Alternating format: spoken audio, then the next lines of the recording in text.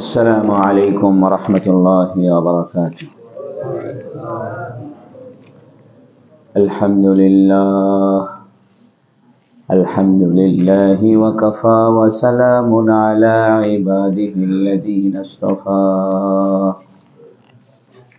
الحمد لله الذي وحده والصلاة والسلام على من لا نبي بعده وبشانه قال جل وعلا إن الله وملائكته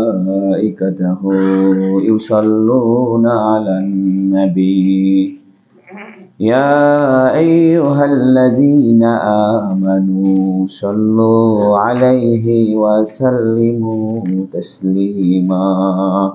اللهم صل على محمد وعلى آل محمد كما صليت على إبراهيم وعلى آل إبراهيم إنك حميد مجيد.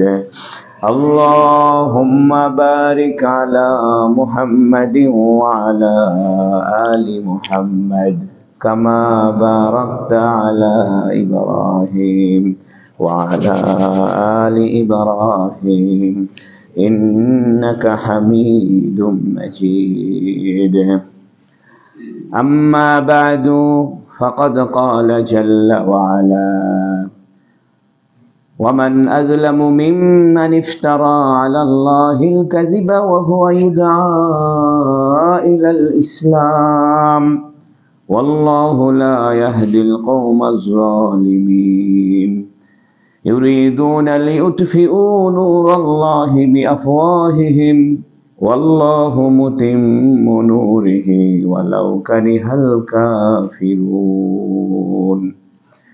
هو الذي أرسل رسوله بالهدى ودين الحق ليظهره على الدين كله ولو كره المشركون.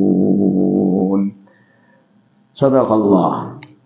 আল্লাহ পাকের বড় মেহেরবানি যে আল্লাহ রাব্বুল ইজ্জত দীর্ঘ একটি মাস পরে আল্লাহর ঘরে বসে আল্লাহর কোরআন শোনার সুযোগ আমাদেরকে দান করেছেন, বলুন আলহামদুলিল্লাহ।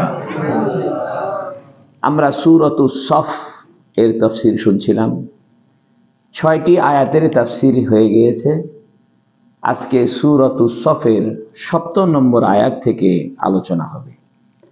আমরা এই কথা জেনেছি যে সূরা সফ এর অর্থ সারিবদ্ধ সৈন্যবাহিনী, অর্থাৎ সাহাবায়ে কেরাম সারিবদ্ধ থেকে জিহাদ করতেন এবং যে কোনো জিহাদেই যে কোনো কাজেই শৃঙ্খলা একটি বড় বিষয়।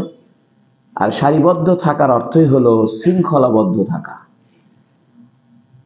এই সূরার শুরুতে আল্লাহ পাক ঘোষণা করেছেন যে আসমান জমিনে যা কিছু আছে সব আল্লাহর তাসবিহ পাঠ করে।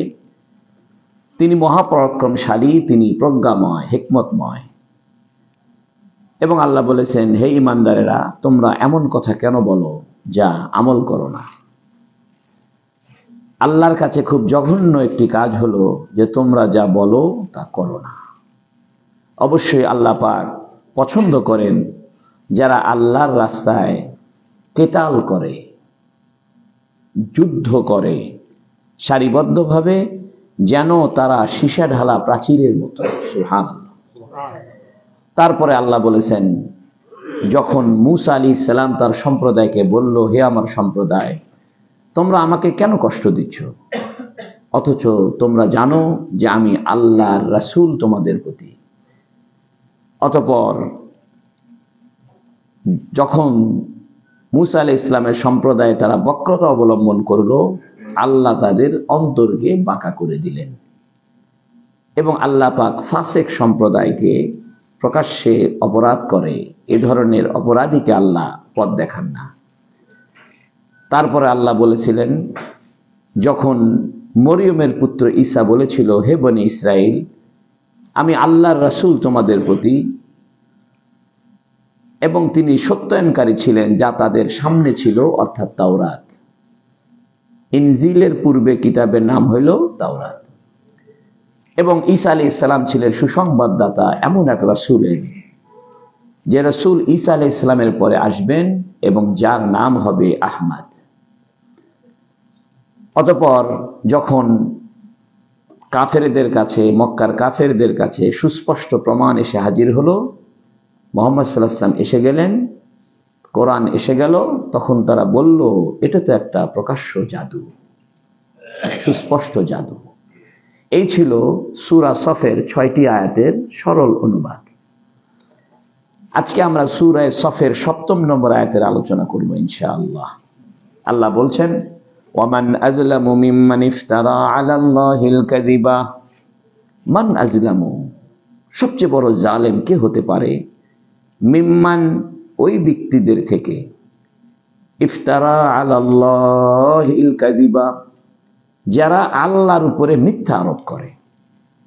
ওয়া হুয়া ইউদআ ইলাল ইসলাম, অথচ তাকে ইসলামের প্রতি আহ্বান করা হচ্ছে। ওয়াল্লাহু লা ইয়াহদিল কওমাজ জালিমিন, আল্লাহ পাক জালেমদেরকে পথ দেখান না, হেদায়েত করেন না। এই ছিল 7ম আয়াতের অর্থ। এটার তাফসীর কি? আল্লাহ বলছেন, ওয়ামান আযলামু, সবচেয়ে বড় জালেম কে হতে পারে? জুলুম কাকে বলে? জুলুম বলে ওয়াজু শাই আলা গায়রি মাহাল্লিহি, কোন জিনিসকে অজায়গায় রাখার নাম জুলুম। যে জিনিস যেখানে রাখা দরকার, যে কাজটা যখন করা দরকার, এটার নাম ইনসাফ। আর যে কাজ যেখানে করা দরকার নাই, অজায়গায়, অসময়ে অন্যায় কাজের নাম হলো জুলুম। এজন্য ছোট বাচ্চাকে মোটরসাইকেল কিনে দেওয়া জুলুম, কারণ এখনো তার সময় হয়নি। অফিসের সময় ফাঁকি দেওয়া জুলুম, কারণ যে সময়টা আপনার অফিসের জন্য নির্ধারিত করা আছে, ওই সময়ে আপনি অন্য কাজ করলেন, এটা জুলুম। কর্মচারী তার মালিকের কাজের ফাঁকি দেয়, এটা জুলুম। জুলুম, সময়ের জুলুম আছে, কাজের জুলুম আছে, কথার জুলুম আছে, সম্পদের জুলুম আছে, চিন্তা ভাবনার জুলুম আছে। জুলুম কয় প্রকার? 5 প্রকার। একটা জুলুম হইল কথার জুলুম, অন্যায় কথা বলতেছেন, এটা কথার মাধ্যমে আপনি জুলুম করলেন। সময়ের জুলুম, সময়ের কাজ সময় করলেন না, সময় ফাঁকি দিলেন, এটা সময়ের জুলুম। টাকা পয়সা মেরে খালেন, এটা অর্থনৈতিক জুলুম। 3টে গেল। মানুষকে যাকে যেভাবে সম্মান দেওয়া দরকার, যার প্রাপ্য যেভাবে হওয়া দরকার, সেটা করলেন না, এটা জুলুম। সর্বোপরি চিন্তা জগতে আপনি সঠিক চিন্তা না করে ভুল চিন্তা করার নাম জুলুম। কাফেররা সঠিক চিন্তার জায়গাকে বাদ দিয়ে অন্যায় চিন্তা করেছে, এটা জুলুম। অর্থাৎ কাফেররা তৌহিদ মানেনি, একত্ববাদকে বিশ্বাস করেনি, এক আল্লাহকে স্বীকার করেনি, এটা চিন্তা জগতের জুলুম। এবং তারা মৌখিকভাবেও আল্লাহকে এক বলে স্বীকার করেনি, এটা কথার জুলুম। সর্বোপরি তারা মুসলমানদের বিরুদ্ধে যুদ্ধ করেছে, অত্যাচার করেছে, জুলুম করেছে, এটা ব্যবহারিক জুলুম। মুসলমানদের টাকা পয়সা ছিনতাই করেছে, এটা অর্থনৈতিক জুলুম। মুসলমানদেরকে গালিগালাজ করেছে, এটা চারিত্রিক জুলুম। সব রকমের জুলুম কাফেররা করেছে। এই জন্য আল্লাহ বলছেন, ওয়ামান আযলামু মিম্মান ইফতারা আলাল্লাহিল কাযিবা, ওই ব্যক্তির চাইতে সবচেয়ে বড় জালেম কে হতে পারে? ইংরেজি ভাষায় যেমন গুড, বেটার, বেস্ট, খুব বেশি উন্নত বুঝাইলে বেস্ট বলে, আরবিতে খুব বেশি বোঝানোর জন্য আজলাম ইসমে তাফজিলের শব্দ ব্যবহার হয়, অতিরিক্ত বোঝানোর জন্য। আল্লাহ এই কথা বলেন নাই, ওয়ামানিজ জালিমু মিম্মান ইফতারা, ওই ব্যক্তির চাইতে বড় জালেম কে, তা বলেননি। বলছেন ওই ব্যক্তির চাইতে অধিক জালেম আর কি, সবচাইতে বড় জালেম। মান আযলামু, কে আছে সবচেয়ে বড় জালেম? মিম্মান ইফতারা, ওই ব্যক্তির চাইতে যে আল্লাহর উপরে মিথ্যাকে আরোপ করেছে। বোঝা গেল সবচাইতে বড় জুলুম হলো চিন্তা জগতের জুলুম। কাফেররা চিন্তা জগতের জুলুমের শিকার, জুলুম করেছে, তারা জালেম। এত বড় সৃষ্টি জগৎকে দেখে আল্লাহকে মেনে নেওয়া, এটাই ছিল ইনসাফ। রাসূলদের আগমনের পরে রাসূলদের কথাবার্তা, তাদের চালচলন, তাদের চরিত্র, কোরআন কারীম, মুজিজা, এগুলো দেখে এক আল্লাহকে মেনে নেওয়াটাই ছিল চিন্তা জগতের দাবি। তারা এই চিন্তা জগতের দাবিকে অস্বীকৃতি জানিয়ে তারা অন্যায় করেছে, জুলুম করেছে। এই জন্য টাকা পয়সার জুলুম ও জুলুম, কিন্তু সবচাইতে বড় জুলুম হলো কুফরি, সবচাইতে বড় জুলুম হলো শিরক করা। এই জন্য আল্লাহ কোরআনে বলেছেন, আশিরকু জুলমুন আযীম, ইন্না শিরকা লা জুলমুন আযীম। শিরিক হলো সবচাইতে বড় জুলুম। তাই আল্লাহ কাফেরদের কথা বলছেন, ওয়ামান আযলামু, সবচাইতে বড় জালেম কে হতে পারে রে?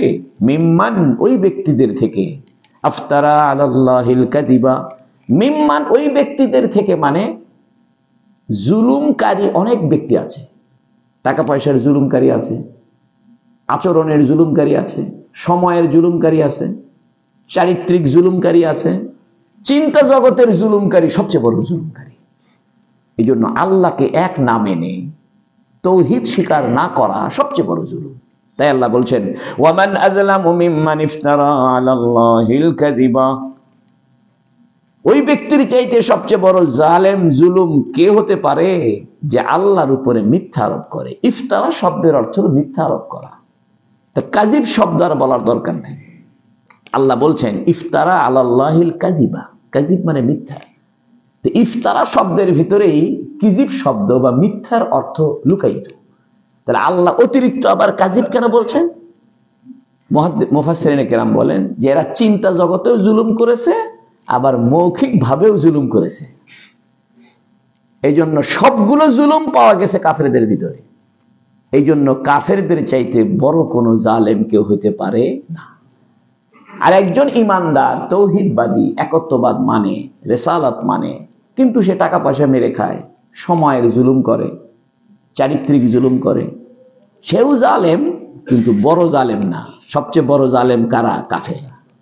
এই জন্য কোরআনুল কারীমে কাফেরদেরকে আল্লাহ জালিমুন বলেছেন, বিআন্নাহুমুজ জালিমুন, যে তারা জালেম। এই জন্য সবচেয়ে বড় জালেম কারা?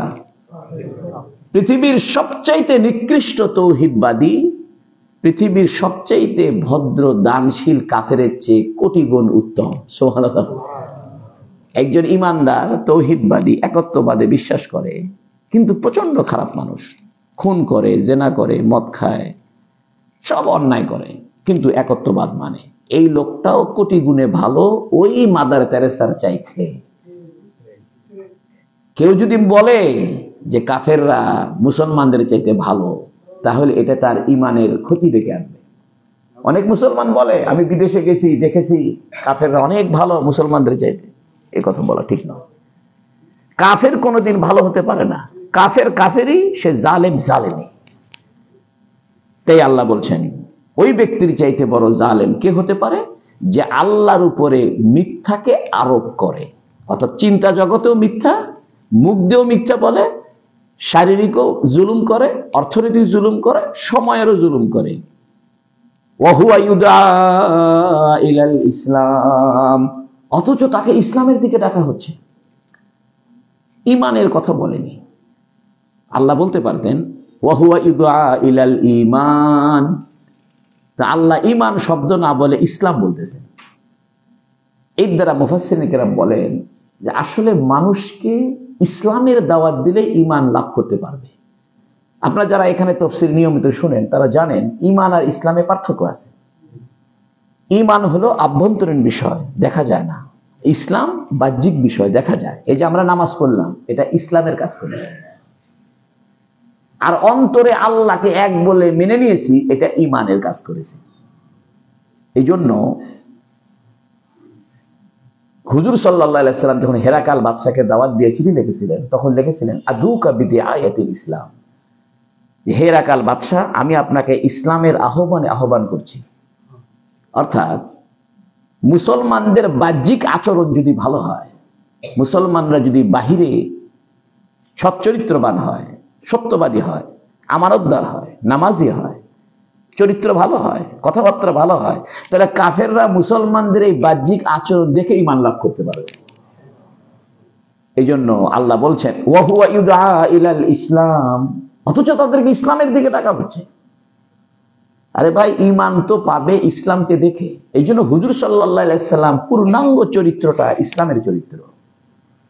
এই জন্য হুজুর সাল্লাল্লাহু আলাইহি সাল্লামকে দেখে যাদের অন্তর ভালো তারা ঈমান লাভ করেছে। ঈমান তো দেখা যায় না, ইসলাম দেখা যায়। এই জন্য দাওয়াত দিতে হবে ইসলামের দিকে, ইসলামের সৌন্দর্যের দিকে। আর ইসলামের সৌন্দর্যের দিকে দাওয়াত পাইলেই সে কি লাভ করবে? এই জন্য আল্লাহ ইসলামের কথা বলেছেন। বোঝা গেল ইসলামটাও জরুরি, বাহ্যিক চরিত্রটা ভালো হওয়া জরুরি। ওয়াল্লাহু লা ইয়াহদিল কওমাজ জালিমিন। আল্লাহ জালেমদেরকে পথ দেখান না। এটা একটা মারাত্মক বিষয়। কোন রকমের জুলুম যাতে আমরা না করি। জুলুম এটা ঈমান থেকে মানুষকে বঞ্চিত করবে। চাই সেটা সময়ের জুলুম হোক, অর্থনৈতিক জুলুম হোক, চারিত্রিক জুলুম হোক, কথাবার্তার জুলুম হোক, চিন্তা জগতের জুলুম হোক। এই জন্য কাউকে ঠকানোর ইচ্ছা করবেন না, আপনি ঠকে যাবেন। কাউকে ঠকানোর যদি কেউ ইচ্ছা করে যে আমি মানুষকে ঠকায় আমি বড়লোক হয়ে যাব, আমি ঘুষ খায় বড়লোক হয়ে যাব, 2 নম্বরই করে আমি পয়সা কামাই করব, সে জুলুম যদি করার চিন্তা করে, আল্লাহ পাক জুলুমকে পছন্দ করেন না। এই জন্য একজন জালেম সে ঈমানদার, আর একজন মজলুম কাফের, আল্লাহ কাফেরের পক্ষ নেবে। মজলুমের দোয়া আল্লাহর কাছে কবুল হইতে কোনো বাধা থাকে না, কোনো পর্দা থাকে না, কোনো প্রাচীর থাকে না। সুবহানাল্লাহ। এই জন্য আল্লাহ বলছেন ওয়াল্লাহু লা ইয়াহদিল কওমাজ জালিমিন। আল্লাহ জালেম সম্প্রদায়কে পথ দেখাবেন না, হেদায়েত দিবেন না। কেন জুলুম করো? আমি জানি আপনারা জানেন যে হেদায়েতের 2টা অর্থ ছিল। একটা হলো রাস্তা দেখানো, রাতুত তারিক, আর একটা হলো গন্তব্যে পৌঁছে দেওয়া। মনে আছে না আপনাদের?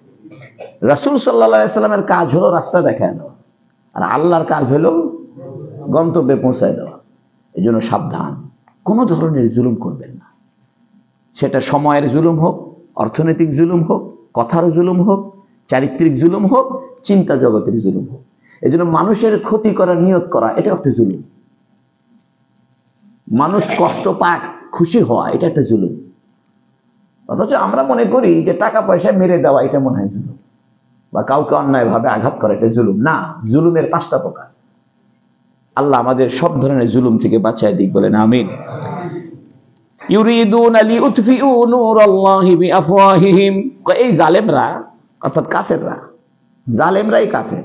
ইউরিদুনা, এই জালেমরা, এই কাফেররা চায় লিউতফিউ নূরাল্লাহ, আল্লাহর জ্যোতি, আল্লাহর নূরকে নিভায় দিতে চায়, বিআফওয়াহিহিম, তাদের মুখের ফু দিয়ে। ওয়াল্লাহু মুতিম্মু নূরিহি, অথচ আল্লাহ তার নূরকে পরিপূর্ণ করবেনই। ওয়ালাউ কারিহাল কাফিরুন, যদিও কাফেররা তা অপছন্দ করে। এই আয়াতের একটা শানে নজুল রয়েছে। কাব বিন আশরাফ নামক এক ইহুদি মানুষ ছিল। সে ধনী এবং পণ্ডিত, ইহুদিদের নেতা কাব বিন আশরাফ। হুজুর সাল্লাল্লাহু আলাইহি সাল্লামের নিকটে 40 দিন ওহী আসা বন্ধ ছিল। তখন কাব বিন আশরাফ বলতেছে, মুহাম্মাদের ধর্ম আর চলবে না রে, মুহাম্মাদের কাছে আর নতুন কোনো ওহী আসতেছে না। অতএব আমরা আমাদের বাপ দাদার ধর্মে ফিরে যাই, মুহাম্মাদের ধর্ম চলবে না। তখন আল্লাহ নবী আলাইহিস সালাম একটু মনে ভয় পাইছেন যে কি ব্যাপার, আর ওহী নাজিল হয় না, 40 দিন হয়ে গেল। তখন আল্লাহ নবীজিকে খুশি করার জন্য এই আয়াতটা নাজিল করেছেন। সুবহানাল্লাহ। ইউরিদুনা লিউতফিউ নূরাল্লাহ। এই কাফেররা, এই জালেমরা, জালেম আর কাফের একই জিনিস। প্রত্যেক কাফের জালেম, সব জালেম কাফের না। বলেন, প্রত্যেক কাফের জালেম, কিন্তু সব জালেম কাফের না। মুসলমান জালেম, কাফের না। কিন্তু কাফের জালেম, ওই তো আগের থেকেই জালেম, এই জন্যই তো কাফের।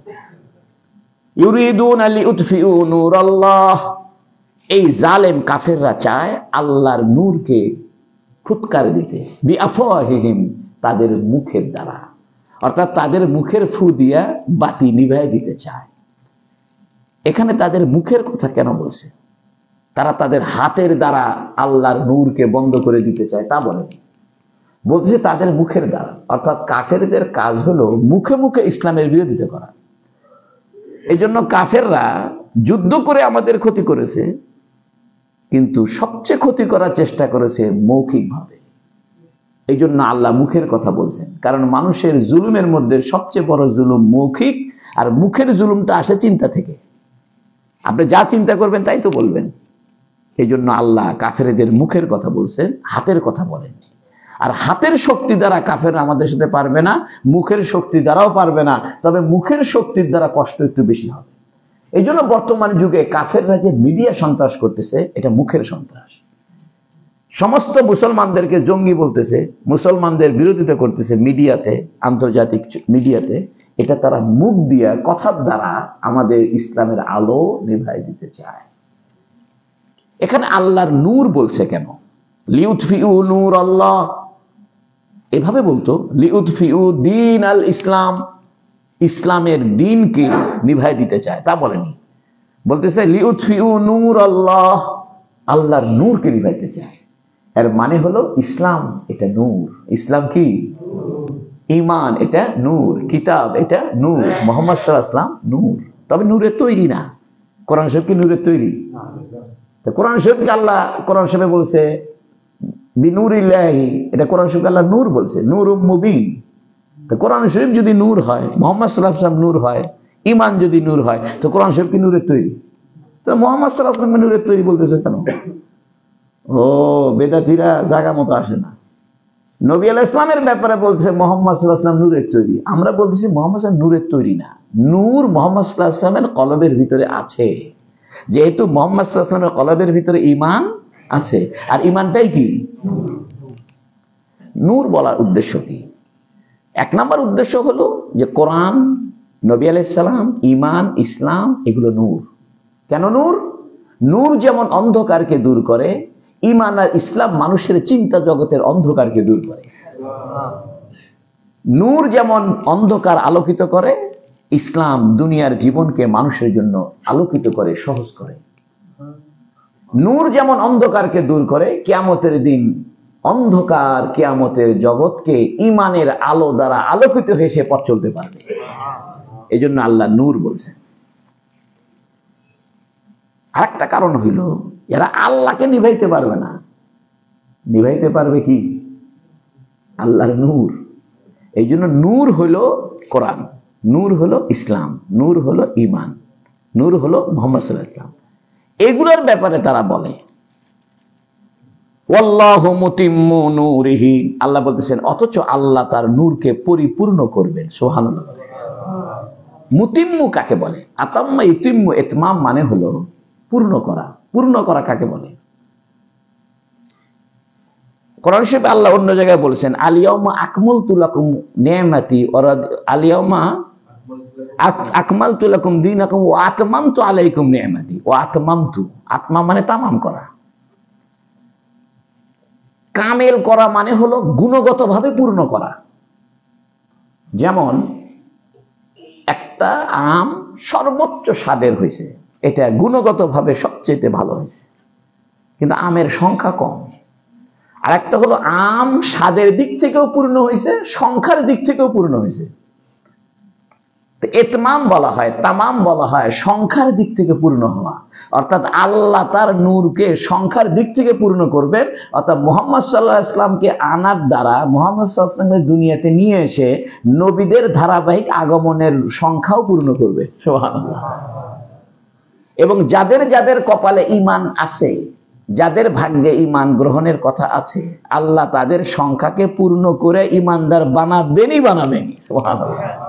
কাফেরা যতই চক্রান্ত করুক, ঈমানদারদের যাদের কপালে ঈমান লিখে রাখছে আল্লাহ, তাদেরকে ঈমানদার বানাবেনই। তাই আল্লাহ বলতেছেন ওয়াল্লাহু মুতিম্মু নূরিহি, আল্লাহ তার নূরকে, অর্থাৎ তার কোরআনকে, তার মুহাম্মদ সাল্লাল্লাহু আলাইহি ওয়াসাল্লাম নবীকে, তার ঈমানকে, তার ইসলামকে, এটা সংখ্যার দিক থেকে পূর্ণ করবেন, গুণগত দিক থেকেও পূর্ণ করে দিবেন। এই জন্য অনেকে বলেন যে এইটার অর্থ হলো মুহাম্মদ সাল্লাল্লাহু আলাইহি ওয়াসাল্লামের আগমনের দ্বারা ইসলামের পূর্ণাঙ্গতা আল্লাহ করবেনই। তোমরা যতই মুহাম্মদ সাল্লাল্লাহু আলাইহি ওয়াসাল্লামের বিরোধিতা করো, যতই মুহাম্মদ সাল্লাল্লাহু আলাইহি ওয়াসাল্লামের বিরুদ্ধে যুদ্ধ করো, যতই মুহাম্মদ সাল্লাল্লাহু আলাইহি ওয়াসাল্লামকে জালিম বলো, যতই জাদুকর বলো, যতই গণক বলো, লাভ হবে না। আমি সিদ্ধান্ত নিয়েছি আমার নূরকে পূর্ণ করব, অর্থাৎ মুহাম্মদ সাল্লাল্লাহু আলাইহি ওয়াসাল্লামকে আমি পূর্ণাঙ্গতা দিব, তার দ্বারা নবীদের আগমনের সংখ্যা পূর্ণ করব, তার দ্বারা ঈমানদারদের সংখ্যা পূরণ করেই ছাড়ব। সুবহানাল্লাহ। আল্লাহু মুতিম্মু নূরিহি ওয়ালাউ কারিহাল কাফিরুন, যদিও কাফেররা অপছন্দ করে। আগে বলতেছে জালেমদের কথা, লাস্টে বলতেছে কাফিরুন। এর মানে হলো ওই জালেমের দ্বারা কে উদ্দেশ্য? কাফের উদ্দেশ্য। এই জন্য আগের আয়াতে শুধু জালেমের কথা বললো, ওয়ামান আযলামু মিম্মান ইফতারা, কে বড় জালেম হতে পারে। আবার লা ইয়াহদিল কওমা আল্লাহু লা ইয়াহদিল কওমা যালিমিন, জালেম বলতেছিল, তো লাস্টে এসে বলেই দিল আল্লাহ এই জালেম কারা, কাফেররা। এই জন্য এখানে বলছে ওয়ালাউ কারিহাল কাফিরুন, এখানে আর কাফিরুন বলেনি, এখানে বলা দরকার ছিল ওয়ালাউ কারিহাজ জালিমুন, এটা আর জালেম বলেনি। কি বলছে? কারণ আগেকার জালেমের দ্বারা উদ্দেশ্য কি? কাফের, এই জন্য এখানে কাফের বলছে। হুয়াল্লাযী আরসালা রাসূলাহু বিল হুদা ওয়া দীনিল হাক্কি। এখন আল্লাহ পাক আমাদের রাসূলের গুণগান, রাসূলের প্রেরণের উদ্দেশ্য বর্ণনা করতেছে। হুয়াল্লাযী, ওই সত্তা, মহান সত্তা আল্লাহ, আরসালা রাসূলাহু, যিনি তার রাসূলকে প্রেরণ করেছেন, বিল হুদা, হেদায়েত দিয়ে। তাহলে বোঝা গেল হেদায়েতটাই নূর। হেদায়েতটা কি? ওই যে আগে বলছে কাফেররা নূর নিভাই দিতে চায়, এই নূরের তর্জমা কি? হেদায়েত। এই যে এখান থেকে বোঝা গেল। এই জন্য কোরআন শরীফের এক শব্দ আর এক শব্দের তাফসীর করে, আপনি নিজে নিজে অর্থ বানাইলে হবে না। কোরআনের আগের শব্দের ব্যাখ্যা পরের শব্দ দিবে, কোরআন নিজেই নিজের ব্যাখ্যা দিবে। এই জন্য নূরের দ্বারা উদ্দেশ্য কি? হেদায়েত। এখন সমস্ত বেদাতীরা এই নূরের আয়াতগুলো নিয়ে মুহাম্মদ সাল্লাল্লাহু আলাইহি ওয়াসাল্লাম ফিটিং করে বলতেছেন নবী নূরের তৈরি। কোন জায়গায় লেখা আছে নবী নূরের তৈরি? আছে মুহাম্মদ সাল্লাল্লাহু আলাইহি ওয়াসাল্লাম নূর, কিন্তু নূরের তৈরি তো নাই। যেমন আমি লম্বা, আমি কি লম্বা দিয়ে তৈরি? আমি তো তৈরি চামড়া গোস্ত দিয়ে। এই ঘরটা আলোকিত, এটা কি আলো দিয়ে তৈরি?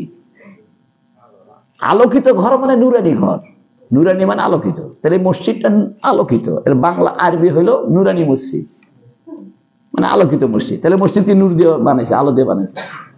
এই মানুষকে ধোকা দিচ্ছে বেদাতীরা। এই ধোকা দিয়ে নবী ইসলামকে নূরের তৈরি বলে ফেরেশতার সাথে বিদায় দিচ্ছে। অথচ নূরের আসল তর্জমা হেদায়েত। নূরের আসল তর্জমা কি? এই যে আল্লাহ নিজেই বলতেছে হুয়াল্লাযী আরসালা রাসূলাহু বিল হুদা, ওই যে নূরকে তারা নিভাইতে চায়, সে নূরের দ্বারা উদ্দেশ্য কি? এই যে হেদায়েত। হুয়াল্লাযী, ওই আল্লাহ, ওই সত্তা, মহান সত্তা, আরসালা রাসূলাহু বিল হুদা, যিনি তার রাসূলকে হেদায়েত দিয়ে পাঠিয়েছেন। আর কি দিয়েছেন? ওয়া দীনিল হাক্কি, সত্য দিন দিয়ে পাঠিয়েছেন। সুবহানাল্লাহ। তাহলে সত্য দিন এটাও একটা নূর, সত্য দিন এটাও কি? নূর। কেন দিয়েছেন আল্লাহ? লিইয়ুযহিরাহু আলাদ দীনি কুল্লিহি, এজন্য যাতে করে ইউযহিরাহু, এই নবী, এই রাসূল যাকে আল্লাহ হেদায়েত দিয়ে পাঠিয়েছেন, এই রাসূল তার এই সত্য দিনকে বিজয়ী করে, আলাদ দীনি কুল্লি, সকল বাতিল ধর্মের উপরে। সুবহানাল্লাহ। আল্লাহ এটা করে দিয়েছেন। আপনি বলতে পারেন যে আমরা তো সকল বাতিল ধর্মের উপরে নাই, তুলে দিব, তুমি আর একবার ডিস্টার্ব করে তোমার তুলে দিব। এই জন্য দেখেন হাদিসের মধ্যে আছে যে তোমরা বাচ্চাদেরকে সামনে বসায় না। নবী আলাইহিস সালাম যখন কোনো কথা বলতেন বাচ্চাদেরকে পিছনে দিয়ে দিতেন। আমরা সুন্নতের কাম করি, ওই বাচ্চারা এসে পয়লা কাতারে নামাজ পড়ে। আমি দেখলাম যে প্রথম কাতারে ইমাম এসে পিছনে দাঁড়ায় আছে কে? এটা বাচ্চা ছেলে।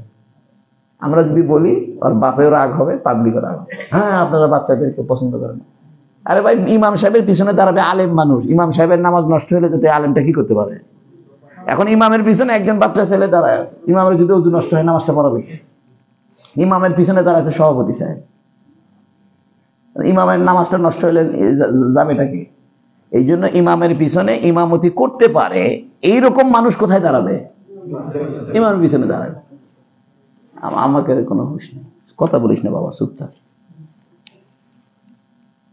হুয়াল্লাযী আরসালা রাসূলাহু বিল হুদা, ওই আল্লাহ যিনি তার রাসূলকে হেদায়েত দিয়ে পাঠিয়েছেন, ওয়া দীনিল হাক্কি, এবং সত্য দিন দিয়া। কেন?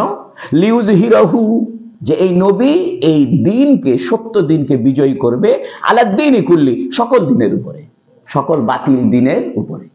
এখন প্রশ্ন হতে পারে আমরা বিজয়ী কই? বিজয়ী তো ইসরায়েল, বিজয়ী তো আমেরিকা, বিজয়ী তো রাশিয়া, আমরা বিজয়ী কই? বিজয় দুইটা, একটা হলো চিন্তা জগতের বিজয়, আর একটা হলো বস্তু জগতের বিজয়। চিন্তা জগতের বিজয়ী আল্লাহ আমাদেরকে করেই দিছে। পৃথিবীতে যত মুসলমান আছে সবাই চিন্তা জগতের দিক থেকে কাফেরদের উপরে কি হয়ে আছে? আর বস্তু জগতের বিজয়, দৈহিক বিজয়, দেশের মধ্যে বিজয় বা শক্তির বিজয়, এটার জন্য কিছু শর্ত আছে। সেই শর্ত হলো ইমানদার হওয়া, দুনিয়া ত্যাগী হওয়া, জানমাল খরচ করা, লোভী না হওয়া, এই শর্তগুলো যদি পাওয়া যায় তাহলে আমরা দৈহিকভাবেও কাফেরদের উপর বিজয়ী হব। এই জন্য ইসলামের শুরু থেকে নিয়ে প্রায় 1000 বছর ইসলাম রাষ্ট্রীয়ভাবে বিজয়ী ছিল, ইসলাম চিন্তা জগতের দিক থেকেও বিজয় ছিল। এখনো যদি আমরা আবার ইসলামের পথে থাকি, জিহাদ করি, ঈমান ঠিক রাখি, আমল ঠিক রাখি, তাহলে আল্লাহ আমাদেরকে যেমন চিন্তা জগতের বিজয়ী বানাইছেন, দৈহিক জগতের, রাষ্ট্রীয় জগতেরও কি বানাবেন। তার নমুনা আবার দেখা যাচ্ছে। আফগানিস্তান আবার বিজয়ী হয়েছে, ঠিক কিনা? সিরিয়াতে মুজাহিদিনে কেরাম আবার বিজয়ী হয়েছে।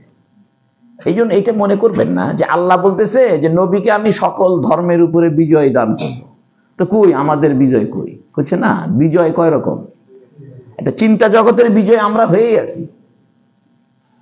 আর এখন দৈহিক বিজয় বা বস্তুগত বিজয়, এটা নির্ভর করে শর্তের উপরে। এই সেই শর্তগুলো আল্লাহ সামনে বলবেন।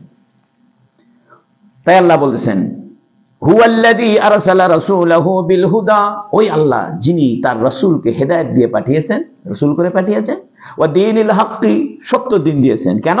লিইউযহিরাহু, যে এই নবী তিনি এই সত্য দিনকে বিজয়ী করবেন, আলাদ্দীনি কুল্লি, সকল দিনের উপরে। কিয়ামতের আগে পৃথিবীতে ইসলাম ছাড়া কিছুই থাকবে না। ঈসা আলাইহিস সালাম যখন আসবেন তখন সব গোটা দুনিয়ার মানুষ কি হয়ে যাবে? ঈমানদার হয়ে যাবে। এটা পরিপূর্ণতা একদিন হবে। ওয়ালাউ কারিহাল মুশরিকুন, যদি মুশরিকরা অপছন্দ করে। আগে বললো ওয়ালাউ কারিহাল কাফিরুন, আর এখন বলতেছে মানে এই মুশরিকরাও জালেম, এরাও কাফের। দেখেন কোরআনের বর্ণনাটা দেখেন, শুরুতে বললো জালেমের কথা, পরে বললো কাফেরের কথা, পরে বললো মুশরিকদের কথা।